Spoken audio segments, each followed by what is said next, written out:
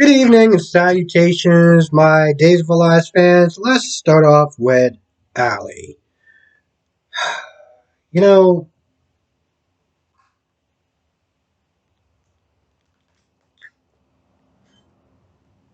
I was going to sit there and say I'm not trying to be a dick to her, but let's be honest, she did this all to herself. So the tears, the sobbing, the sad look on her face is all on her. And Chanel comes over to sit there and try to check on her to make sure she's okay. Like, did y'all get back together? Did he forgive you? And, she blames herself because she's like, you would have left, but I begged you to stay and I came on to you and this, that, and the third.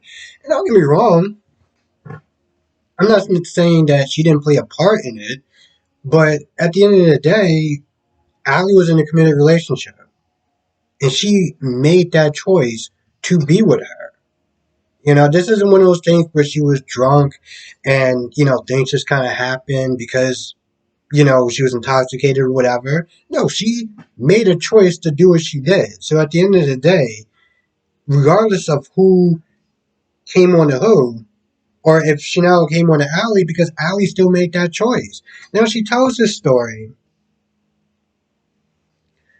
about how, you know, Trip used to sit there and spend the night every night, would wake up early in the morning, wake up an hour before their alarm went off. So this way, won't wake up Henry.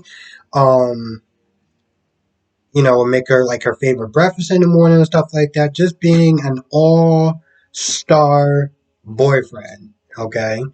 And she realized, like, yo, I lost a great guy because of, the decisions that I made. Like, this is on me. And I'm like, yeah, yeah, you did. I'm glad that you actually did finally realize that. Um, it, I don't really know what to sit there and say. I'm glad you're aware of this. And you would sit there and think, you know what? Yeah, she did something really stupid. And she's paying for it. And she realized that she lost out on an amazing guy who is a doctor, has looks, um, treated her son, loved her son like it was his own, and treated her pretty much like a queen. Despite the fact that when they first met, she practically was ready to ruin this man's life. And she wasn't even sure if he was the one that, essayed her. And then there was one point where Chanel, again, she's like, listen, you were there for me, you took away my pain, and I want to sit there and do the same thing for you. And those two morons, mostly Allie, because, as Allie's the one that, you know, was in, these two morons are about to kiss. And I sat there like, Allie, you sat there and cried and sobbed and told this story about how, Trip was this amazing guy, how you blew it, this, that, and the third, and you're about to sit there and kiss the same woman that Trip wound up dumping you for less than 48 hours. You can't be. I was just gonna say this woman can't be this stupid, but um, she just she just keeps proving me she. Hmm. So those two idiots about the kiss. Nicole comes in, and granted, that is the only reason why they stopped. So clearly, Allie didn't learn a damn thing.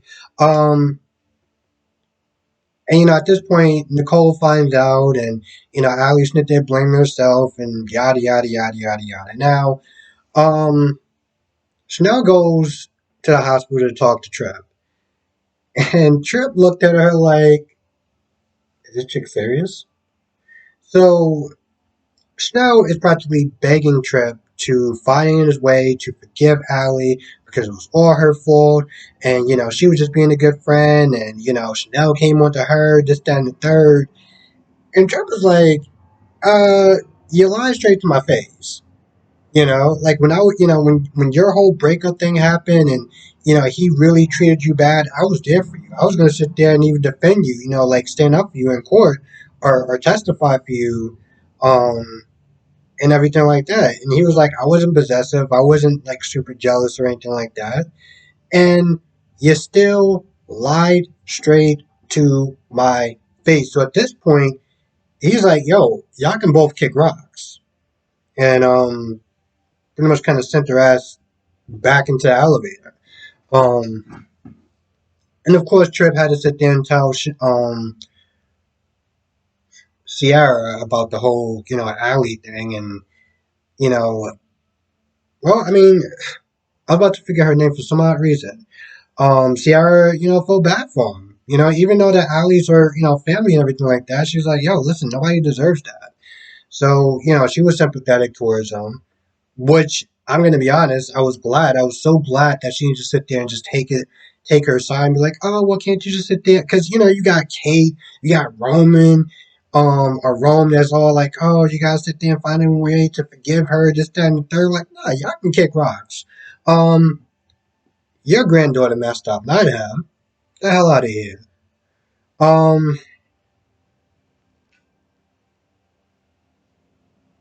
yeah, I think that's for that scene.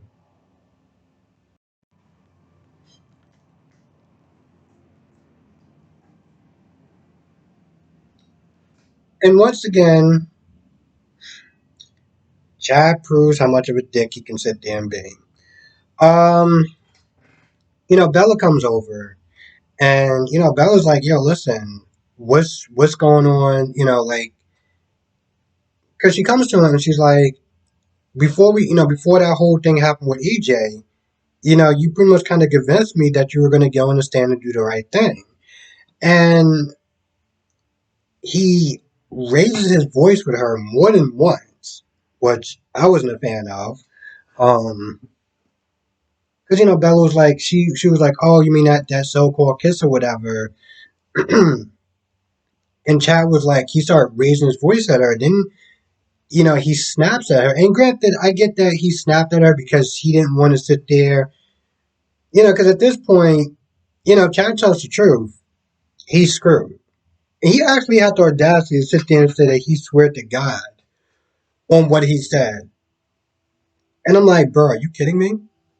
The devil was just in Salem not that long ago. You really think it's a good idea to practically swear on the Bible pretty much that you're telling the truth about um what went down, like as far as him finding the evidence and stuff like that? Like, are you kidding me? You really want to sit there and take that chance? Alright, bro, good luck. Now, here's where things get a little things just not really make a lot of sense.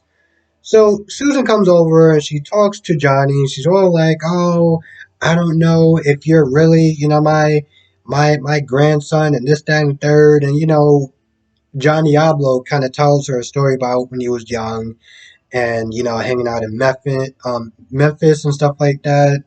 On the porch, on the swing or whatever, drinking something, reading her, magazines or whatever when she couldn't find her glasses. And you know, Johnny Apple was pretty much like, listen, your power is like you would detect the devil if you would feel him if if it was me. And Susan doesn't feel anything from Johnny. She hugs him, she's all close to him and everything like that. And she's like, yeah, I don't really feel anything. And more or less, it seems like John Diablo kind of convinced her that the devil's not in her, not in him. So they go downstairs, and there's one point where Susan's like, "Oh, I feel him. I feel him somewhere in this house." And I'm like, wait. So let me get this straight. Your powers didn't work upstairs. But then when you went downstairs, then you detected the devil's presence. What? Honestly, to tell you the truth, I thought she was going to sit there and feel his presence when she walked in the house in the first place. This is. Listen, I'm not bashing the whole supernatural element into this show. I know some people will sit there and be like, oh, well, it's not real. And I'm like, well, technically, possessions actually is a thing. I know some people may not want to believe that, but that is an actual thing. But I get it. It's very fast, loose, and people want stuff that they feel is more grounded. But if you're gonna sit there and start putting in supernatural stuff, then you need to be consistent about it. Because, when Susan walked in that house a couple of times, like she felt the devil from Marlena, she felt the devil from Johnny the first time. So when you walk back in this room, you don't feel anything. You only start to feel stuff when you get downstairs. It's like, what the hell? Long story short, they run into Bella, and I guess John Diablo must have did something to her coat when he went to go get it, because when Bella walked out, Susan noticed that there was some sort of soot or whatever, some sort of dirt that was on Bella's jacket, and right then and there, Susan was convinced that it was Bella. Hell, even went back to Ben and Sierra's place and was like, "Yeah, it's Bella. That's the real devil." Now, when Chad was there talking about being outed and by Johnny and stuff like that, Johnny Diablo is doing what Johnny Diablo does best, and that is monologuing like a damn DC villain to a painting of his grandfather, talking about how he's much more closer to a second plan or something like that. And Chad walks in here like, "What plan? What plan are you talking about?" Or something like that. I'm sitting there looking at this like, see, that's exactly why you don't sit there and monologue in a house full of people. Because anyone can walk in at any point in time, but pretty much she walks in and he's like, "Yo, listen, you betrayed me, and Gabby's going to sit there and betray you." And of course, Johnny's like, "Well, listen, it'd be a lot worse, coming from a beautiful woman or something like that." And Jazz like, all right, listen, you playing with the big boys now, so like, I'm pretty much putting you on notice. And he walks off, and I'm not gonna lie, I can't remember exactly what um I can't remember what Chad said. I mean, I can't remember what Johnny said, but he said something, and then he was drinking. I'm assuming his mimosa, since that's what people drink sometimes early in the mornings. Hmm. Hey, did anyone ever actually have a mimosa before? And if so, what does it taste like? I remember watching an episode of Riverdale, and they had this girl or this character named Veronica sitting there drinking mimosas or whatever, like early in the morning before school. And I'm like, I'm pretty sure that stuff has alcohol in it, and you're just letting your daughter just drink some alcohol before she goes to class. Like, are you kidding me? Um, but yeah, if you ever actually had one, let me know how it tastes. Curious about that.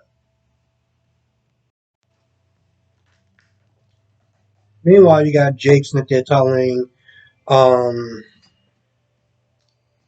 Ben about what happened, about him being outed by both Johnny and Gabby, about how Gabby, was mad at him, Snitcher saying that, Jake was going to sit there and screw her over.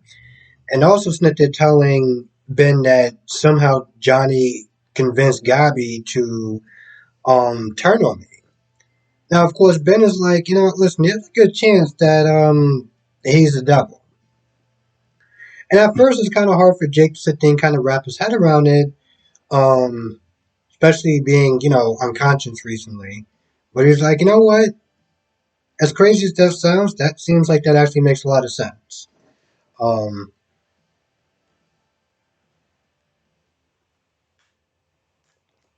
talking about the cross being upside down and everything like that. But at the end of it, Ben's like, listen, Susan Banks is over there right now, and he did defend her. When Jake was like, "Oh, you mean like wacky doodle, Susan?" And Ben is like, "Yo, listen, I wouldn't be talking to Sierra if it wasn't for Susan, and also Marlena. Susan been on point for a lot of that. I mean, yeah, she is a little eccentric, but the woman isn't wrong. The woman isn't wrong. You know, I'm sitting there thinking about it. Like Susan Banks, Anna, and Lucy. I gotta sit there and say, if I had to deal with one character, because in some ways, some of these characters do kind of annoy me. Like Lucy annoys me, Anna annoys me, and Susan's a little weird. But I would rather take a whole episode with Susan than 5 minutes with Anna and Lucy any day of the week. And of course, when Sarah gets back, Sarah's like, so let me get this straight. I got two guys in here that can fix cars, but yet I still see pieces of a baby swing. Why is that? So I'm not gonna lie, I thought that was actually pretty funny.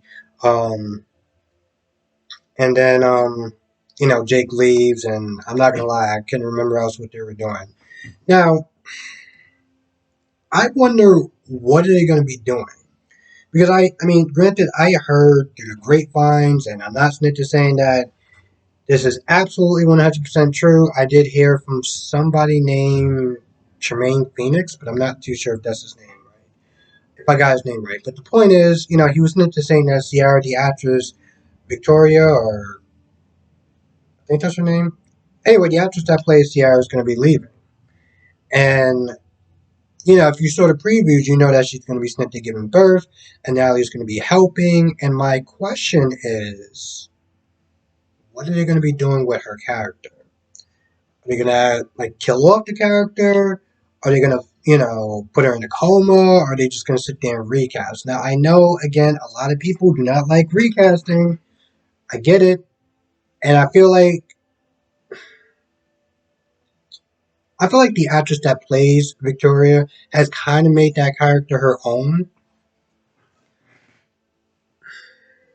Whenever a character doesn't have really a lot of stuff that makes them stand out, and they bring in their own personality into it and make that character great for loving them or hating them, it's very difficult to find a replacement that people are going to sit there and like. Because, when that actress or actor leaves, it's kind of like a glove.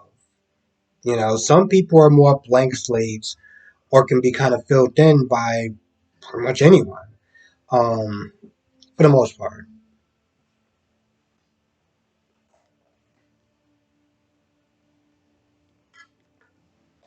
Like EJ for a minute. I know there was a lot of people that did not like the new EJ.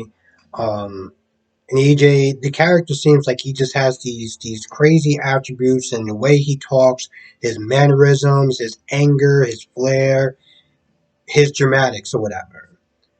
It's obviously going to be played differently by both of those two characters.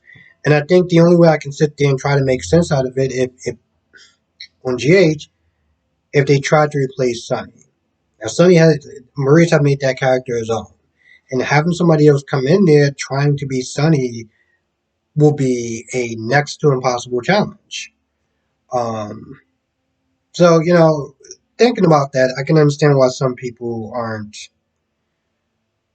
mm, Some people aren't on board with the new reject. I get it, but I don't know what they're gonna do with Victoria. But they need to have a plan because this is probably just. I'm pretty sure this is like the second time that she um left for reasons. So it's one of those things like, bro, I don't think throwing more money at her or even the thought of throwing money at her is going to fix this. So you need to do something. That's all I'm saying. Anyway, with that being said, I think that's pretty much about it. So, and I forgot my damn outro. It came back to me. Yep, so that's going to do it for this video. Thank you for watching. Be safe. Let me know what you feel in the comment section below, and I will see you in the next video.